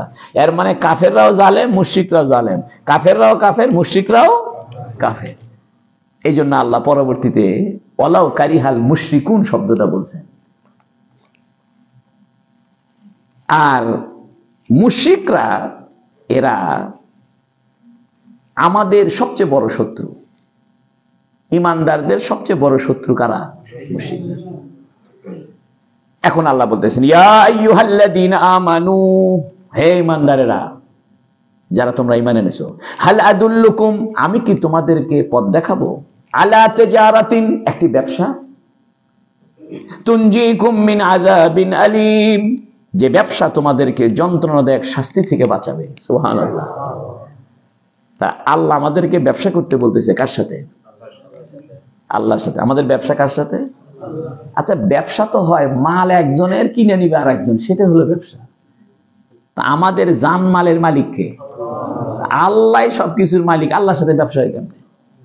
মনে করেন পকেটে আমারই টাকা, তা আমি আমার নিজের টাকার সাথে তো ব্যবসা করতে পারি না। সবই আমার, দোকান আমার, তা আমি বলতেছি যে আমার দোকানের সাথে ব্যবসা করি। তুমি তো ব্যবসা আরেকজনের সাথে করতে হবে, যে মালের মালিক নয়। তা আল্লাহ বলতেছেন, আমি কি তোমাদেরকে একটা ব্যবসার পথ দেখাবো? এটা বলতেছে কেন? আর আল্লাহ তো ব্যবসা করার দরকার নাই। আল্লাহর কি ব্যবসার দরকার আছে? আর আমরাও যে আল্লাহর সাথে ব্যবসা করি, জানমাল তো আমাদের না, জানমাল কার? বলতেছে মানুষের স্বভাবের মধ্যে ব্যবসা আছে, মানুষ চায় ব্যবসা বাণিজ্য করে বড়লোক হবে। এটি এই জন্য আল্লাহ মানুষের স্বভাবগত বিষয়কে নিয়ে এই কথাটা বলছে, যাতে মানুষ বুঝতে সুবিধা হয়। 2 নম্বর, আপনাকে যদি বলা হয় যে আপনি আগামী দিনের ভবিষ্যৎ প্রধানমন্ত্রী তারেক জিয়ার সাথে আপনার ব্যবসা, আপনি খুশি নেবেন? সম্মানী মানুষের সাথে, বড় লোকের সাথে, ভাইরাল মানুষের সাথে ব্যবসা যদি কারো হয়, খুশি। আল্লাহ কে আমার চাইতে বড় লোক কি আছে? অতএব তোমরা ব্যবসা যদি করবে আমার সাথে করো, সুবহানাল্লাহ, যাতে করে উম্মতের অন্তরের ভিতরে, বান্দার অন্তরের ভিতরে এই ভালোবাসাটা সৃষ্টি হয় যে আমার ব্যবসা কার সাথে? আল্লাহর সাথে। পাবলিকের সাথে ব্যবসা হলে তো লস হওয়ার সম্ভাবনা আছে, আল্লাহর সাথে ব্যবসা লস নাই। আল্লাহ বলতেছে দেখো দুনিয়ার ব্যবসা করো, লস খাও, কিন্তু আমার সাথে ব্যবসা করলে কি নাই? লস নাই। 2 নম্বর, আমি হলাম সবকিছুর মালিক, তা আমার সাথে ব্যবসা মানে তুমি তো খুশি হবেই। দুনিয়াতে যদি একদম বিল ক্লিনটনের সাথে কারো ব্যবসা থাকে, তাহলে সে বলবে আমার কে থাকে, আমার ব্যবসা কার সাথে? আমেরিকার সাথে। বাপরে বাপ। আর একজন মুদিখানার দোকানদার পাবলিকের সাথে 5 টাকা দিয়ে পান বেচে, তো ওর ব্যবসা তো ছোট, তা আল্লাহর সাথে ব্যবসা ছোট না বড়? আল্লাহ বুঝে যে তোমাদের এই ব্যবসাটা বড় ব্যবসা, এটা ছোট ব্যবসা না। তাই আল্লাহ বলেছেন, ইয়া আইয়ুহাল্লাযীনা আমানু, হে ইমানদাররা, হাল আদুল্লুকুম, আমি কি তোমাদেরকে পথ দেখায় দিব, আলা তিজারাতিন, একটি ব্যবসা, তুনজিকুম মিন আযাবিন আলীম, যা তোমাদেরকে যন্ত্রণাদায়ক শাস্তি। ব্যবসা কাকে বলে? তেজারত কাকে বলে? যার মানে প্রতিবেশী, আরবিতে যার মানে কি? তো যার সাথে যার ব্যবসা থাকে সে কিন্তু তার প্রতিবেশী হয়ে যায়। এই জন্য ব্যবসায়ীদের কাছে সবচেয়ে বড় বন্ধু কারা? যার সাথে তার ব্যবসা, যার সাথে যার ব্যবসা আছে ওর সাথে তার বন্ধুত্ব আছে। আল্লাহ কথা, তুমি যদি আমার সাথে ব্যবসা করো তাহলে আমার সাথে তোমার কি হবে? বন্ধুত্ব হবে। আর এই ব্যবসাটার সুবিধা কি, ফলাফল কি? এই ব্যবসার ফলাফল হলো যন্ত্রণাদায়ক শাস্তি থেকে আল্লাহ তোমাদেরকে বাঁচায় দিবে, জাহান্নাম থেকে বাঁচায় দিবে। এখন যন্ত্রণাদায়ক শাস্তি দুটো হতে পারে, একটা জাহান্নামের শাস্তি, একটা দুনিয়ার শাস্তি থেকেও বাঁচায় দিবে। আল্লাহ আমাদেরকে আল্লাহর সাথে ব্যবসা করার তৌফিক দান করুন। এখন আল্লাহর সাথে কি নিয়ে ব্যবসা করবেন? এই করছে, এই ব্যবসাটা করো। তুমিনুনা বিল্লাহ, আল্লাহর প্রতি ঈমান আনো, এটা হলো আমার সাথে ব্যবসা। কোন ব্যক্তি যদি আল্লাহর প্রতি ঈমান আনছে, তা আল্লাহর সাথে তার কি শুরু হয়ে গেছে? ওয়া রাসূলিহি, আল্লাহর রাসূলের প্রতি ঈমান আনো, ব্যবসা টাইট। তাহলে আল্লাহর সাথে ব্যবসার সূচনাই হলো আল্লাহ আর রাসূলের প্রতি ঈমান আনা। এটা এক নাম্বার। দুই নম্বর কি? ওয়া তুজাহিদুনা ফি সাবিলিল্লাহ, এবং আল্লাহর পথে জিহাদ করবে, বিআমওয়ালিকুম, তোমাদের সম্পদের দ্বারা, ওয়া আনফুসিকুম, তোমাদের জীবনের দ্বারা, যালিকুম খায়রুল লাকুম, এটা তোমাদের জন্য অনেক উত্তম, ইন কুনতুম তা'লামুন, যদি তোমরা জানো বা বোঝো। আল্লাহ ব্যবসা করছে, বলতেছে ব্যবসার অ্যাকাউন্ট খুলবে আল্লাহ আল্লাহর রাসূলের প্রতি ঈমান আনলে, তাহলে ব্যবসা শুরু। আর ব্যবসার মাল হইতো দুটা, আল্লাহর পথে জিহাদ করবে মালের দ্বারা এবং জীবন দ্বারা। আমাদের পুরো জীবনটাই জিহাদ। এই যে আমরা নামাজ পড়েছি, এটা কিন্তু আমরা আমাদের জীবনকে ব্যয় করেছি, সময়কে ব্যয় করেছি, রোজা রেখেছি। আল্লাহ এখানে মালের কথা আগে বলছে, জানের কথা পরে বলছে। মুফাসসিরিন কেরাম বলেন যে ইসলামের জিহাদে জান দিয়ে দেওয়াটা আসল উদ্দেশ্য নয়। কারণ আপনি যদি মরেই যান তাহলে ইসলাম কায়েম করবে কে? মানে একজন যুদ্ধ শুরু করছে, নিয়তি করছে যায় খালি ধাপ করে পড়ে মরব, তাহলে তার গুনাহ হবে। কেউ যদি যুদ্ধের ময়দানে এই নিয়তে যায়, শহীদ হওয়ার নিয়ত সেটা ভিন্ন জিনিস, কিন্তু যেখানে শহীদ হওয়ার প্রয়োজন নাই বা সে ইচ্ছে করলে বেঁচে আসতে পারে, শহীদ না হয়ে গাজী হয়ে ফিরে আসতে পারে, তারপরে করছে শহীদ হলে তো বেহেশত, ইচ্ছে করে ঘাড় আগে দিছে, মার মার, আত্মহত্যার গুনাহ হবে। কিসের গুনাহ হবে? আপনি যুদ্ধের ময়দানে যায় শহীদ হওয়ার নিয়ত করে সুযোগ থাকার পরেও যদি আপনি নিজেকে রক্ষা না করেন, বরং কাফেরের সামনে আপনি নিজেকে পিটে দেন এবং কাফের আপনাকে বাগে পায়ে মারে, আপনার সুযোগ ছিল ওখান থেকে রক্ষা, কিন্তু আপনি এটা করলেন না, এটা আপনার আত্মহত্যার গুনাহ। এই জন্য আল্লাহ জানের কথাটা পরে বলছে, মালের কথাটা আগে বলছে। এই জন্য আমাদের কাছে জানের চেয়ে মালের দাম বেশি, অধিকাংশ মানুষের কাছে জানের চেয়ে কিসের দাম বেশি। এই জন্য ডাকাত আসে, ওই ছিনতাইকারী ধরছে, ওই ছাড়ে না, কারাকারি করতেছে, পরে ছিনতাইকারী চাকুতে মারে ফেলে দেয়, নিয়ে চলে গেছে। এই জন্য মালের মহব্বত বেশি আমাদের। এই জন্য জানের চাইতে পাবলিকের কাছে কিসের মহব্বত বেশি আছে? সবার কাছে না, অধিকাংশের কাছে। এই অধিকাংশের ক্ষেত্রেই আল্লাহ মালের কথাটা আগে বলছেন। তুমিনুনা বিল্লাহি ওয়া রাসূলিহি, তোমরা আল্লাহ এবং রাসূলের প্রতি ঈমান আনবে, এটা হলো তোমাদের ব্যবসার অ্যাকাউন্ট খুলে গেল। ওয়া তুজাহিদুনা ফি সাবিলিল্লাহি বিআমওয়ালিকুম ওয়া আনফুসিকুম, তোমরা তোমাদের সম্পদ এবং জীবনের দ্বারা আল্লাহর পথে জিহাদ করবে। জিহাদের আমি বিস্তারিত ব্যাখ্যা দিয়েছি আগে। জিহাদ এটা ব্যাপক অর্থ, আর কেতাল এটা সীমিত অর্থ। কেতাল মানে হত্যা করে দেওয়া, আর জিহাদ মানে হত্যা করা নয়। জিহাদ মানে জুহুদুন থেকে অথবা জাহাদুন থেকে। জুহুদুন বলে পরিশ্রম করা, আর জাহাদুন বলে কষ্ট স্বীকার করা। অর্থাৎ ইসলামকে প্রতিষ্ঠা করার ক্ষেত্রে কষ্ট স্বীকার করা এবং পরিশ্রম করাটাই জিহাদ। এই জন্য ইমাম রাজি বলছেন জিহাদ তিন প্রকার। একটা হলো নফসের সাথে জিহাদ, জিহাদ বিল হাওয়া অথবা জিহাদ বিশ শয়তান, মনে যে শয়তানি আছে এই শয়তানি থেকে বিরত থাকার নাম কি? জিহাদ। এটা বড় জিহাদ। আর একটা জিহাদ হলো যে মাখলুকের সাথে তাদের উপকারের জন্য নিজের শ্রম ব্যয় করা। মানুষ ভালো থাক, ভালো খাক, মানুষ কষ্ট না পাক, অথবা ইবাদতের উপরে পরিশ্রম করা, ইবাদতের উপরে কষ্ট স্বীকার করা। এই যে তারাবির নামাজ পড়তে সেই কষ্ট, এটা একটা জিহাদ। আর একটা জিহাদ হলো কাফেরের সঙ্গে জিহাদ, সেটা হলো কাফেরদের সঙ্গে শক্তি প্রদর্শন করা, প্রয়োজনে জীবন দেওয়া এবং কাফেরদেরকে মারা। এটা হলো জিহাদের সর্বোচ্চ পর্যায়। এই জন্য প্রত্যেক কেতালি জিহাদ, কিন্তু সব জিহাদ কেতাল নয়। এখানে আমাদের সমাজে একটা ভুল ধারণা আছে, আমরা জিহাদের আয়াত পেলেই মনে করি যে মারামারি। না, কেতালের আয়াত আলাদা আছে, জিহাদের আয়াত আলাদা আছে। এই জন্য আল্লাহ আগে বলেছে ইকাতিলুনা ফি সাবিলিহি, এটা মনে হলো কাফেরদেরকে মেরে দেওয়া, জীবন জানে মেরে দেওয়া। এটা ইকাতিলুনা, এটা কেতাল। জিহাদ বলতেই কেতাল উদ্দেশ্য হবে না। তবে হ্যাঁ, জিহাদ কখনো কখনো কেতালের অর্থ দিবে যদি এটা যুদ্ধ সংক্রান্ত আয়াতের সাথে ব্যবহার হয়। তা আল্লাহ বলতেছেন এর মানে হলো তোমরা শয়তানের সঙ্গে জিহাদ করবে, মখলুকের ভালো উপকারের জন্য চেষ্টা করবে, ইবাদতের উপরে পরিশ্রম করবে, জিহাদ করবে, সর্বোপরি কাফেরদের সাথে কি করবে? আর কাফেরদের সাথে জিহাদও তিন ভাগে বিভক্ত। একটা হলো প্রথমে দাওয়াত, তারপরে তাকে জিজিয়া দিতে বলা, তারপরে তাকে হত্যা করতে যাওয়া। যালিকুম খায়রুল লাকুম, এটা তোমাদের জন্য উত্তম, অনেক উত্তম। ইন কুনতুম তা'লামুন, যদি তোমরা এলেম রাখো, যদি তোমরা জানো বা বোঝো। এর দ্বারা বোঝা গেল আল্লাহর সাথে ব্যবসা করার জন্য এলেম লাগবে। কি লাগবে? এলেম ছাড়া আল্লাহর সাথে ব্যবসা করতে পারবেন না। এলেম ছাড়া তাবলীগ করতে পারবেন? আপনি যদি কোন জায়গায় কিসের আলেম, কিসের বলবি, আমরা ডাক্তার ইঞ্জিনিয়ার আছি না, ডাক্তার ইঞ্জিনিয়ার আমরা তাবলীগ করে ভরে ফেলেন দুনিয়া। আল্লাহ নিজে করতেছে ইন কুনতুম তা'লামুন, যদি তোমরা এলেম রাখো। এলেম শব্দ থেকে তা'লামুন, অর্থাৎ এলেম ছাড়া আল্লাহর সাথে ব্যবসাও জমাইতে পারবে না। আল্লাহ আমাদেরকে বুঝদান করুন। এই ব্যবসার লাভ কি হবে? এটা তো ব্যবসার কথা গেল, অ্যাকাউন্ট খুললেন, আল্লাহ রসুল ঈমান আনছেন, ব্যবসার অ্যাকাউন্ট খুলে গেছে। ব্যবসাটা দুই ভাবে, মালের দ্বারা, জীবনের দ্বারা। লাভ কি? ইয়াগফিরু লাকুম যুনুবাকুম, আল্লাহ তোমাদের গুনাহ মাফ করে দিবে। সুবহানাল্লাহ। আল্লাহ তোমাদের কি মাফ করে দিবে? যদি আল্লাহ রসুলের প্রতি ঈমান আনো, জান মাল খরচ করো, তাহলে আল্লাহ তোমাদের গুনাহ মাফ করে দিবেন।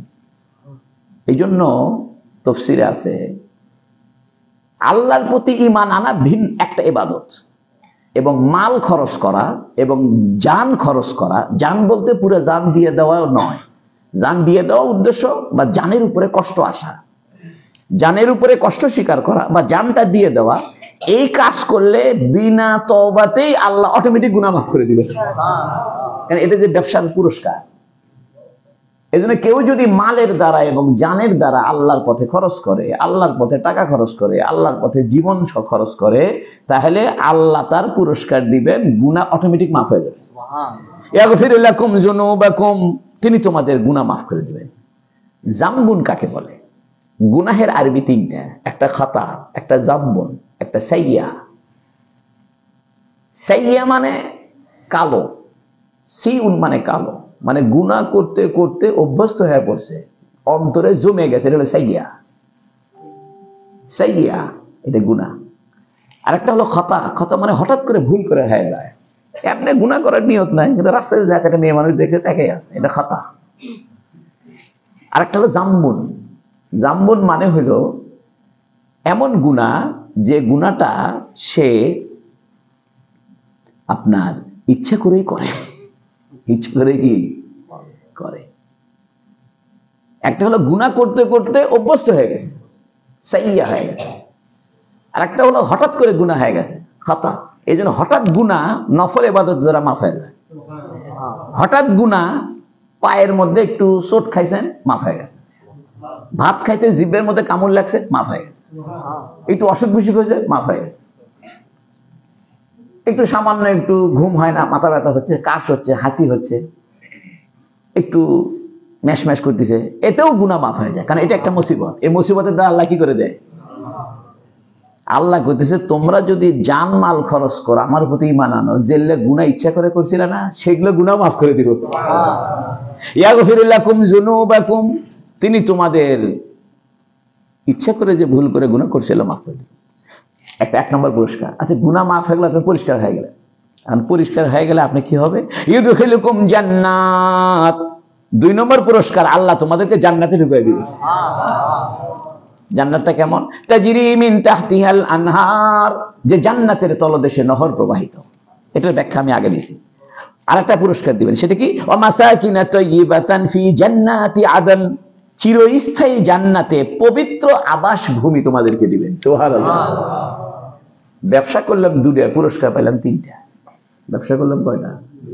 জানমাল দিয়ে ব্যবসা করলাম, পুরস্কার পাইলাম কয়টা? 3টা। আর যদি আল্লাহ আল্লাহ রসুলের প্রতি ঈমান আনাও ব্যবসার অন্তর্ভুক্ত হয়, আল্লাহ আল্লাহ রসুলের প্রতি ঈমান আনাও এটা একটা ব্যবসা, জান খরচ করা, মাল খরচ করা, এটাও 2টা ব্যবসা, তাহলে 3টে ব্যবসা। তা পুরস্কারও কয়টা দিছে? 1 নম্বর পুরস্কার দিছে গুনাহ মাফ হবে। বলতেছে আল্লাহ আল্লাহ রসুলের প্রতি ঈমান আনো, পূর্ববর্তী সব গুনাহ মাফ হয়ে যাবে। শুধু ঈমান আনার দ্বারা পূর্ববর্তী সব গুনাহ মাফ হয়ে যাবে। এই জন্য হাদিসে আছে আল ইসলাম ইয়াহদিমু মা কানা ক্বাবলা, ইসলাম গ্রহণ করলে পূর্বের বর্তী সব গুনাহ মাফ হবে, তবে টাকা পয়সার গুনাহ মাফ হবে না। একজন কাফের ছিল, মানুষের থেকে টাকা ধার নিছে, এখন ইসলাম গ্রহণ করছে, আমি আর দেবো না বাবা, আমি ইসলাম গ্রহণ করব, তা চলবে না। অর্থনৈতিক অপরাধ ইসলাম গ্রহণ করলেও মাফ হবে না। কোটি কোটি ইবাদত করলে অর্থনৈতিক ইবাদত মাফ হবে না। কারো থেকে টাকা ধার নিয়ে দেননি, টাকা মেরে খাচ্ছেন, এই টাকা দিতেই হবে তাকে। এটা মাফ হওয়ার কোনো বুদ্ধি নেই তাকে না দেওয়া ছাড়া। এই জন্য খবরদার ঘুষ খাবেন না। ঘুষ খাওয়া এত জঘন্য একটা কাজ, যার থেকে ঘুষ খেলেন পরবর্তীতে তার খুঁজে পাবে না, তত খুঁজে পাবেন না। যার থেকে ঘুষ খাইছেন, ঘুষ খাইছে, বিল্ডিং বানাইছেন, মনে মনে খুশি, আমি খুব চালাক, চাকরি জীবনে যা মাল কামাই করছি, করে 4তলা বাড়ি বানাইছি, কি খুশি। পরে আবার পয়লা খাতায় নামাজ পড়ে, মনে মনে খুশি, সব মাফ হয়ে গেছে। হজ করে আরো খুশি, হজ করে আসে কি আরো খুশি, কোনো লাভ হবে না। অর্থনৈতিক অপরাধ দিতেই হবে। তাই বলতেছে আল্লাহ ইয়াগফিরু লাকুম যুনুবাকুম, তোমরা ঈমান আনলে, ঈমান আনার আনে যা অপরাধ করছো অর্থনৈতিক ইবাদত ছাড়া, গুনাহ ছাড়া, সেটা মাফ হয়ে যাবে। ওয়া ইউদখিলুকুম জান্নাতিন তাজরি মিন তাহতিহাল আনহার, তোমরা যে মাল খরচ করছো না, এই জন্য আমি তোমাদেরকে জান্নাত দিব। আর যে জান খরচ করছো, মাসাকিনা তাইয়িবাতান ফি জান্নাতিন আদন, চিরস্থায়ী জান্নাতে পবিত্রতম আবাসন দিয়ে দিব। তাহলে ফলাফল 3টা, ব্যবসার লাভ কয়টা? 3টা। 1 নম্বর গুনাহ মাফ, 2 নম্বরে জান্নাত, 3 নম্বরে চিরস্থায়ী জান্নাতে সুন্দর আবাস। মাসাকিনা তাইয়িবা কেন বলছে? তাইয়িবা বলা হয় পবিত্র, অর্থাৎ এমন আবাসন দিবে, এমন বাড়িঘর দিবে, এমন বিল্ডিং দিবে জান্নাতে, যার মধ্যে ঢুকলেই শান্তি। ঢুকলে কি শান্তি। যালিকাল ফাউজুল আযীম, এটা কিন্তু বড় ধরনের সফলতা। তোমরা যদি আমার প্রতি এবং আমার রাসূলের প্রতি ঈমান আনো, 1 নাম্বার। 2 নম্বর, যদি মালের দ্বারা জিহাদ করো, আল্লাহর পথে মাল খরচ করো। 3 নম্বরে আল্লাহর পথে জান খরচ করো, আমি 3টে পুরস্কার দিব, গুনাহ মাফ করব, জান্নাত দিব, আর পবিত্র চিরস্থায়ী আবাসন দিব। সুবহানাল্লাহ। এর দ্বারা বোঝা যায় চিরস্থায়ী আবাসন যেহেতু দিবে, এর মানে হলো জান মাল খরচকারীদেরকে আল্লাহ বিনা হিসেবেই জান্নাত দিবে। কারণ পুরস্কার 3টার মধ্যে লাস্টেরটা হলো চিরস্থায়ী জান্নাতে। আদন মানে স্থায়ী, আদন মানে কি স্থায়ী। চিরস্থায়ী জান্নাতে পবিত্র আবাসন দিবে, এর মানে হলো তোমার জাহান্নামে যাওয়াই লাগবে না। সুবহানাল্লাহ। যালিকাল ফাউজুল আযীম, এটা বড় সাফল্য। আরেকটা পুরস্কার দিব রে, আরেকটা পুরস্কার দিব। ব্যবসা করেছিলাম 2টা, পুরস্কার পেলাম 3টা, এখন আরেকটা 4 নম্বর যোগ হয়, লাভ হচ্ছে কয়টা? 2টা ব্যবসা করলাম, লাভ পাইলাম 4টে। ওয়া উখরা তুহিব্বুনাহা নাসরুম মিনাল্লাহি ওয়া ফাতহুম করিব। ওয়া উখরা, আরেকটা পুরস্কার দিব।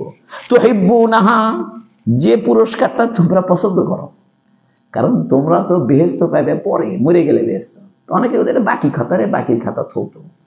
আল্লাহ বলছে তোমরা যদি ঈমান আনো, জান মাল খরচ করো আল্লাহর পথে, দুনিয়াতে আরেকটা লাভ দিব। ওয়া উখরা তুহিব্বুনাহা, আরেকটা হলো যেটাকে তোমরা খুব পছন্দ করো, ভালোবাসো, সেটা কি? নাসরুম মিনাল্লাহ, আল্লাহর পক্ষ থেকে সাহায্য, ওয়া ফাতহুন করিব, এবং নিকটতম বিজয় দান করব। সুবহানাল্লাহ। দুনিয়াতে যদি বিজয় হয় খুশি না? দুনিয়াতে যদি সাহায্য আসে আল্লাহর পক্ষ থেকে তাহলে খুশি না? আমার সাথে যদি ব্যবসা করো, আল্লাহ আল্লাহ রাসূল ঈমান আনো, মাল খরচ করো, জান খরচ করো, পুরস্কার দিব, চাইলে গুনাহ মাফ করে দিব, জান্নাত দিব, পবিত্র আবাসভূমি দিব চিরস্থায়ী, আর দুনিয়াতে একটা দিব, সেটা হলো আল্লাহর পক্ষ থেকে সাহায্য দিব এবং নিকটতম বিজয় দান করব। অনেকে বলে হুজুর আল্লাহর সাহায্য তো আসে না। আল্লাহর সাহায্য তো না, তুমি আল্লাহর সাহায্য পাওয়ার মতো শর্ত পূরণ করনি, এই জন্য সাহায্য আসে না। আর একটা হলো সাহায্য তোমার কথা মতো আসবে না, পুরস্কার কি তোমার কথা মতো দিবি না, যাই দিবি তার কথা মতো।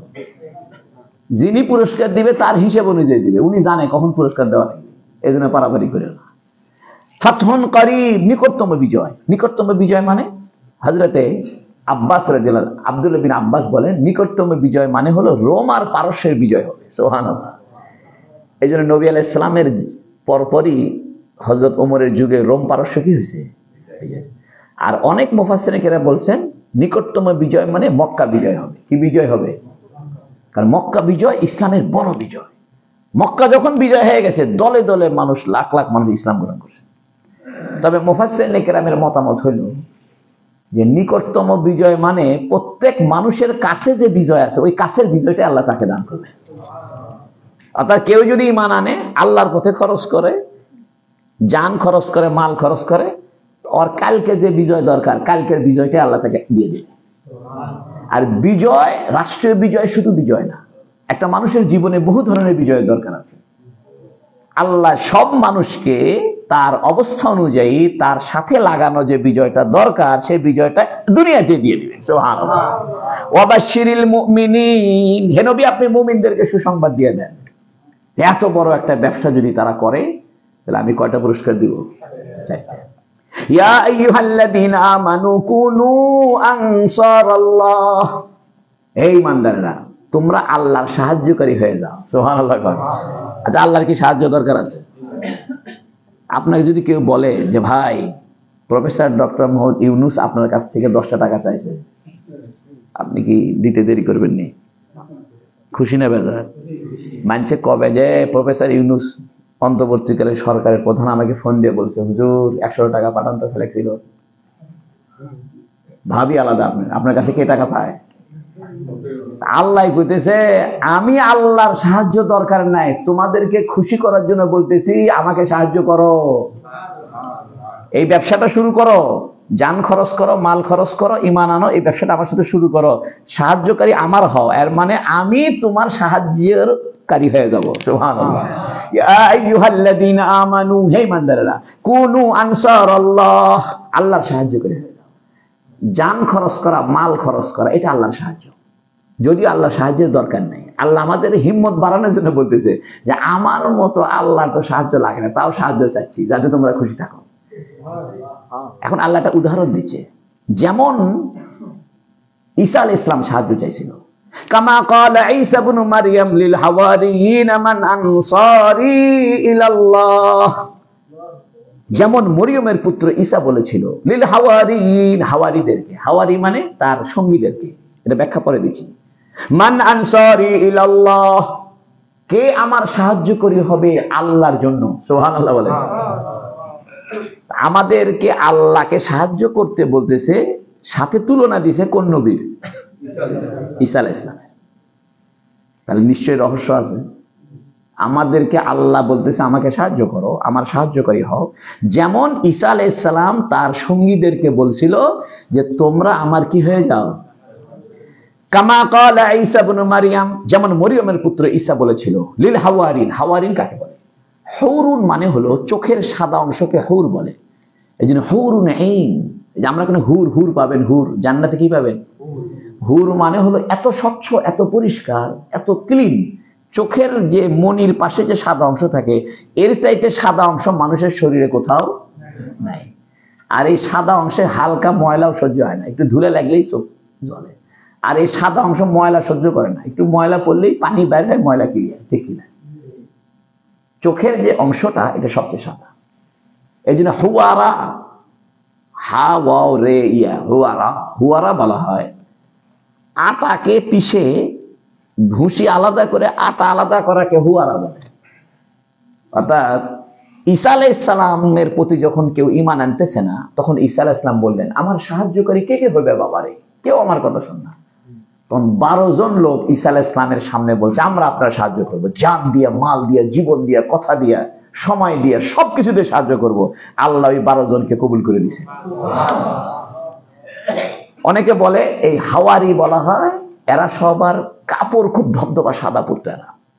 এই জন্য দেখবেন খ্রিস্টান পাদ্রীরা সব কি কাপড় পরে? সাদা কাপড় পরে। তুই খেয়াল করে দেখবি, ওরা যে হাওয়ারির কারণে পরে। খ্রিস্টানের যে পাদ্রী আছে সব কি কাপড়? নার্সেরা কি কাপড়?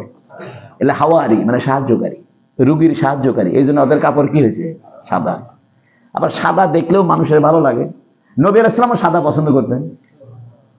অনেকে বলছে এরা ধোপার কাজ করতো, মানে এরা কাপড় ধৌত করতো। আসলে এরা কাপড় বেশি ধুয়ে ধুয়ে পরতো। ঈসা আলাইহিস সালামের যে 12 জন সাহায্যকারী, এই 12 জন সবসময় সাদা কাপড় পরতো, ধুয়ে পরিষ্কার চকচক করে পরতো। এই জন্য এদের নামই হয়ে গেছে হাওয়ারি। যেমন আমার নবীর সাহায্যকারীদেরকে বলে আনসার, কি বলে? আর ঈসা আলাইহিস সালামের সাহায্যকারীদেরকে বলে হাওয়ারি। তবে আমাদের আনসার নামটাই বেশি ভালো, কারণ আল্লাহ বলেছেন কোন আনসার আল্লাহ, আল্লাহর সাহায্যকারী হও। এই জন্য যে সমস্ত মদিনার সাহাবী যারা নবীকে সাহায্য করছে, এদের নাম ডাইরেক্ট সাহায্যকারী হয়ে গেছে আনসার। আর এরা ছিল ঈসা আলাইহিস সালামের সাহায্যকারী, এই জন্য এদের নাম হয়েছে হাওয়ারি। আমার একটা মনের কথা কই শুনেন, বলতেও ভয় লাগেছে, আবার কই। আমি মনে মনে চিন্তা করছি, আল্লাহ 12টা সাহায্যকারী আমারে জুগায় দাও, সুবহানাল্লাহ, যাতে আমি ইসলামের কাজ করতে পারি। এমন 12টা সাহায্যকারী আল্লাহ আমারে দিয়ে দিক, যাতে তাফসীর করতে, কোরআন পড়তে, কোরআন লিখতে, উঠতে বসতে যাতে কিনা হয়। এরা কয় যে হ্যাঁ হুজুর আমরা আছি, 12 জন আছে, আপনার সাথে আছে, যা লাগে আছি।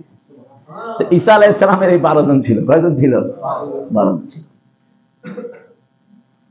ক্বালা ঈসা ইবনে মারইয়াম, মরিয়মের পুত্র ঈসা বলল, ইয়া লিল হাওয়ারিয়িন, হাওয়ারিদেরকে, অর্থাৎ যারা সাদা কাপড় পরতো বা কাপড় খুব বেশি ধুইতো, সর্বপ্রতি করা যাদের অন্তর খুব পরিষ্কার ছিল। সুবহানাল্লাহ। এদের অন্তর কি ছিল?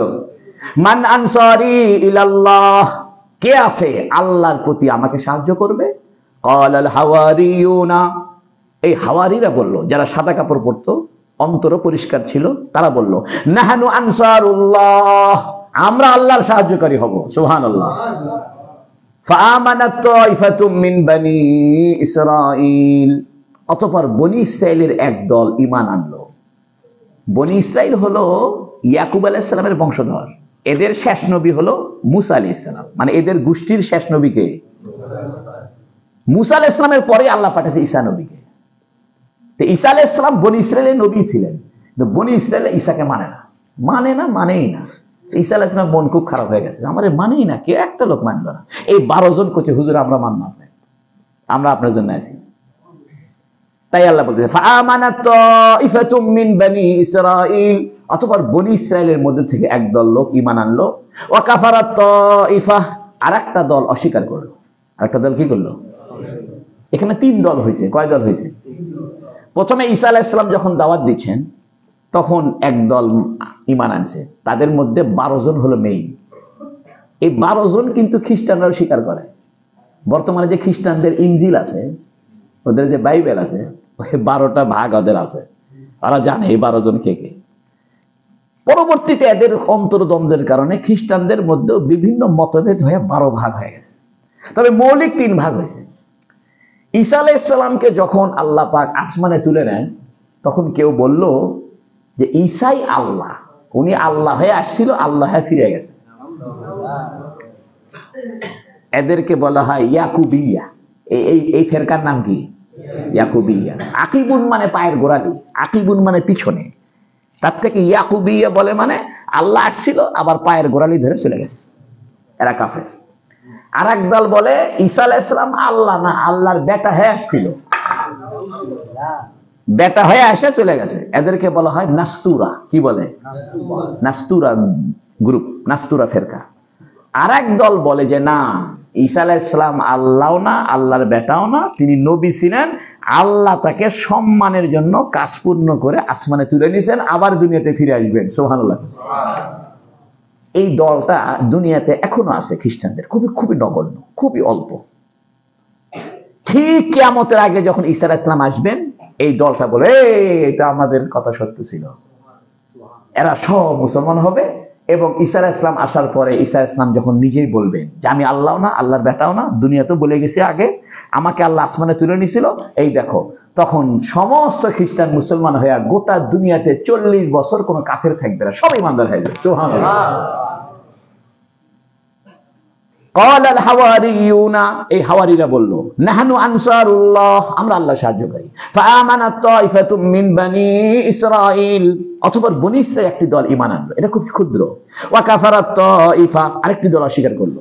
ফাআইয়াদানা আল্লাযীনা আমানু আলা আদুবিহিম, ফাআইয়াদানা, অতঃপর আমি শক্তিশালী করলাম আল্লাযীনা আমানু, যারা ঈমান এনেছিল, অর্থাৎ ঈসা আলাইহিস সালাম ঈমান এনেছিল যে ঈসা আল্লাহর বেটা নয়, এই দলকে আমি শক্তিশালী করলাম আলা আদুবিহিম, তাদের শত্রুদের উপরে। হয়েছে কি, ঈসা আলাইহিস সালাম দুনিয়া থেকে যাওয়ার পরে দীর্ঘদিন ওই দুইটা দল, যারা ঈসাকে আল্লাহ মনে করে অথবা ঈসাকে আল্লাহর পুত্র মনে করে, এই দুই দল একত্রিত হয় এই দলের উপরে জুলুম করছে। দীর্ঘদিন জুলুম করতে করতে, এদেরকে মারতে পিটতে, এদের বিরোধিতা করতে করতে এদের সংখ্যা খুব কমে গেছে। হুজুর সাল্লাল্লাহু আলাইহি ওয়াসাল্লাম যখন আসছে, তখন এরা আবার দলে দলে মুসলমান হয়ে গেছে। এই জন্য খ্রিস্টানদের ওই দলটাই মুহাম্মদ সাল্লাল্লাহু আলাইহি ওয়াসাল্লামের প্রতি ঈমান আনছে, যে দলটা আগে থেকেই মনে করে ঈসা আলাইহিস সালাম কোথায় গেছে? আসমানে গেছে। এরা ছিল ক্ষুদ্র দল, সংক্ষিপ্ত দল, এরা খুব নির্যাতিত ছিল। তাই আল্লাহ বলতেছে ফাআইয়াদানা আল্লাযীনা আমানু, অতঃপর আমি শক্তিশালী করলাম ঈমানদারদেরকে আলা আদুবিহিম, ঈমানদার বলতে যারা ঈসা আলাইহিস সালামের নবী হওয়ার প্রতি কি ছিল? ঈমান ছিল। ঈসাকে আল্লাহ মনে করে না, আল্লাহর বেটাও মনে করে না, তাদেরকে শক্তিশালী করলো আলা আদুবিহিম, তাদের শত্রুদের উপরে। ফাসবাহু জাহিরিন, অতঃপর এরা বিজয়ী হয়ে গেল। সুবহানাল্লাহ। বিজয়ী হলো মানে চিন্তা জগতের দিক থেকে বিজয়ী হলো। মুহাম্মদ সাল্লাল্লাহু আলাইহি ওয়াসাল্লাম বলে হ্যাঁ, আমি তো ঈসাকে স্বীকার করি, ঈসাকে তো আল্লাহ তুলে দিয়েছেন। এই কথা যখন মুহাম্মদ সাল্লাল্লাহু আলাইহি ওয়াসাল্লাম বললেন, কোরআনে বলল বাররাফাহুল্লাহ ইলাই। দেখেন কাদিয়ানীরা কত বড় শয়তান। এই কাদিয়ানীরা ওই খ্রিস্টান দুই গ্রুপ, যারা মনে করে আল্লাহ হয়ে চলে গেছে, আল্লাহর বেটা হয়ে চলে গেছে, আর কোনোদিন ফিরে আসবে না, ঈসার মৃত্যু হয়ে গেছে, ঈসার দৈহিক মৃত্যু হয়েছে, মানে ঈসার ভিতরে আল্লাহ ছিল। এই খ্রিস্টানরা কাদিয়ানীদেরকে টাকা দেয়, গোটা ওয়ার্ল্ডের কাদিয়ানীদেরকে ওই খ্রিস্টানরা টাকা দেয়। কারণ ওই কাদিয়ানীদের ধর্মের মানে মতবাদের সাথে খ্রিস্টানদের মতবাদের কি আছে। এই জন্য বাংলাদেশে কাদিয়ানীদের বিরুদ্ধে কিছু বললে খ্রিস্টানরা খেপে ওঠে, আমেরিকা লাভ মারে ওঠে, কাদিয়ানীদের কিছু বলো না, স্বাধীনতা দিতে হবে। মানে গোটা দুনিয়াতে মানবতা আর হিউম্যানিটি, বা ইংরেজিতে কি বলে, হিউম্যানিটি, হ্যাঁ, মানবতারে কি কয় হিউম্যানিটি। আর একটা হলো কথা বলার স্বাধীনতা, সেটা কি ফ্রিডম। এই ফ্রিডমের নাম দিয়া গোটা দুনিয়াতে খ্রিস্টানরা আমাদের বিরুদ্ধে চক্র করেছে। এই জন্য কাদিয়ানীরা পাক্কা কাফের, জঘন্যতম কাফের। অতঃপর আমি শক্তিশালী করেছি আল্লাযীনা আমানু, যারা ঈমান এনেছিল ঈসা আলাইহিস সালামের প্রতি, যারা ঈমান এনেছিল আলা আদুবিহিম, তাদের শত্রুদের উপরে, অর্থাৎ তাদের ওই দুই গ্রুপের উপরে। ফাসবাহু জাহিরিন, অতঃপর এরা বিজয়ী হয়েছে। এই বিজয়টা হয়েছে কখন? মুহাম্মদ সাল্লাল্লাহু আলাইহি ওয়াসাল্লাম আসার পরে। অথবা এই আয়াতের অর্থ ব্যাপক হতে পারে, ফাআইয়াদানা আল্লাযীনা আমানু, অর্থাৎ যারা আল্লাহ আল্লাহ রাসূলের প্রতি মুহাম্মদ সাল্লাল্লাহু আলাইহি ওয়াসাল্লাম ঈমান এনেছে, আমি তাদের শত্রুদের উপর বিজয় দান করেছি, অথবা তারা বিজয়ী হয়েছে। প্রশ্ন আবার আসতে পারে, আমরা বিজয়ী হলাম কই? আমি বলছি বিজয় কয় প্রকার, চিন্তা জগতের বিজয় আর বস্তু জগতের বিজয়। চিন্তা জগতের বিজয় তো আমরা হয়ে গেছি আলহামদুলিল্লাহ, আর বস্তু জগতের বিজয় আমরা হইতে পারতেছি না, আমরা কিছু শর্ত পূরণ করতেছি না, আমরা দুনিয়া লোভী হয়ে গেছি, দুনিয়ার প্রতি আকৃষ্ট হয়ে গেছি। আল্লাহ আমাদের সবাইকে সূরা সফের উপরে আমল করার তৌফিক দান করুন, বলে আমিন। আগামীতে ইনশাআল্লাহ সূরা জুমা হবে। কোন জুমা সূরা হবে? আগামী কয় তারিখ? ফেব্রুয়ারি মাসের? না, আর হবে না গো, শোনেন, আপনাদের একবারে রমজানের পরে হবে। কারণ আগামী 14ই ফেব্রুয়ারি হলো শবে বরাতের রাত। মানে ঘটনাক্রমে আপনাদের এই আজাদ পাম মসজিদে 2 মাস তাফসীর হবে না। নিয়ম অনুযায়ী আপনাদের হলো ইংরেজি মাসের 2য় সপ্তাহ, আগামী ফেব্রুয়ারি মাসের 2য় সপ্তাহ হলো 14 তারিখ। কয় তারিখ? ওই 14 তারিখ হলো শবে বরাতের রাত। তো ওই দিন আমি কারবালা মাদ্রাসায় থাকবো, এশার নামাজের পরে বয়ান করে দোয়া করি। তা আপনারাও মনে চাইলে যাইতে পারবেন, আল্লাহ চাইলে একবারে ঈদের পরে সূরা জুমা আরম্ভ হবে। বলেন আমিন। আল্লাহ আমাদের সবাইকে আমল করার তৌফিক দান করুন। দরুদ শরীফ পড়েন। আল্লাহুম্মা সাল্লি আলা মুহাম্মাদিন ওয়া আলা আলি মুহাম্মাদ কামা সাল্লাইতা আলা ইব্রাহিম ওয়া আলা আলি ইব্রাহিম ইন্নাকা হামিদুম মাজিদ। আল্লাহুম্মা বারিক আলা মুহাম্মাদিন ওয়া আলা আলি মুহাম্মাদ কামা বারাকতা আলা ইব্রাহিম ওয়া আলা আলি ইব্রাহিম ইন্নাকা হামিদুম মাজিদ। اللهم آمين. اللهم أنت السلام ومنك السلام وتباركت يا ذا الجلال والإكرام. لا إله إلا الله وحده لا شريك له له الملك وله الحمد وهو على كل شيء قدير. আয় আল্লাহ, আমাদেরকে আল্লাহর সাহায্যকারী বানায় নাও ইয়া আল্লাহ। ইয়া আল্লাহ, সাহাবায়ে কেরামকে যেমন আল্লাহর সাহায্যকারী বানায় নিছো, ইয়া আল্লাহ তুমি আমাদেরকে তোমার সাহায্যকারী বানায় নাও। ইয়া আল্লাহ তুমি আমাদেরকে তোমার সাহায্যকারী বানায় নাও। তোমার দ্বীনের নূর, কোরআনের নূর, ঈমানের নূর, রাসূলের নূরকে পরিপূর্ণ করার কাজে আমাদেরকে ব্যবহার করো। ইয়া আল্লাহ তোমার সাথে আমার ব্যবসা জমায়ে দাও। হাল আদুল্লুকুম আলা তিজারাতিন তুনজিকুম মিন আযাবিন আলীম তুমিনুনা বিল্লাহি ওয়া রাসূলিহি ওয়া তুজাহিদুনা ফি সাবিলিল্লাহি বিআমওয়ালিকুম ওয়া আনফুসিকুম। ইয়া আল্লাহ আমাদের জান মাল দিয়া তোমার পথে খরচ করার তৌফিক দান করো, তোমার পথে জিহাদ করার তৌফিক দান করো। ইয়া আল্লাহ আমাদের আব্বা আম্মাকে মাফ করে দাও। ইয়া আল্লাহ দ্বীনের কাজকে সহজ করার জন্য হাওয়ারি ব্যবস্থা করো। ইয়া আল্লাহ আমাদেরকে মাফ করে দাও। ইয়া আল্লাহ আমাদেরকে মাফ করে দাও। ইয়া আল্লাহ আমাদের আব্বা আম্মাকে মাফ করে দাও। ইয়া আল্লাহ আমাদের আত্মীয় স্বজনকে মাফ করে দাও। ইয়া আল্লাহ আমাদের বন্ধু বান্ধবদেরকে মাফ করে দাও, আমাদের মুহিব্বিনদেরকে মাফ করে দাও। ইয়া আল্লাহ তোমার কোরআনের উসিলায় কাল কিয়ামতের ময়দানে সমস্ত নবীদের সঙ্গে সাক্ষাৎ করায় দিও। নবীদের আলোচনা শুনতেছি, ঈসা আলাইহিস সালাম, মুসা আলাইহিস সালাম, ইব্রাহিম আলাইহিস সালাম সহ অনেক নবীর আলোচনা শুনি। ইয়া আল্লাহ এই সব নবীদের মজলিসে একটু দেখতে দিও। ইয়া আল্লাহ তোমার নবীরা যখন বসবে নিজেদের ভিতরে খোশ গল্প করবে, সে গল্পের পাশে আমাদেরকে একটু বসার জায়গা দিও আল্লাহ। ইয়া আল্লাহ আখিরাতের জীবনে আমাদেরকে তুমি তোমার ব্যবসার ফল দিয়ে দিও। আমাদের গুনাহ খাতা মাফ করে দাও, আমাদের জন্য জান্নাত দাও, আর চিরদিনের জন্য পবিত্র আবাসভূমি দাও। ওয়াখরা তুহিব্বুনাহা নাসরুম মিনাল্লাহি ওয়া ফাতহুন করিব। আর একটা পুরস্কার দুনিয়াতেই হবে, সেটা হলো আল্লাহর সাহায্য এবং নিকটতম বিজয়। ইয়া আল্লাহ আমাদেরকে তোমার সাহায্য দাও, তোমার বিজয় দান করো। ইয়া আল্লাহ রজব মাস চলতেছে, ইয়া আল্লাহ আল্লাহুম্মা বারিক লানা ফি রজব ওয়া শাবান ওয়া বাল্লিগনা রমাদান।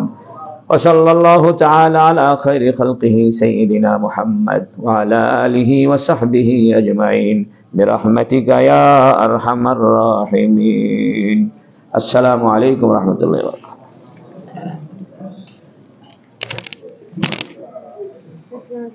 السلام عليكم ريبون.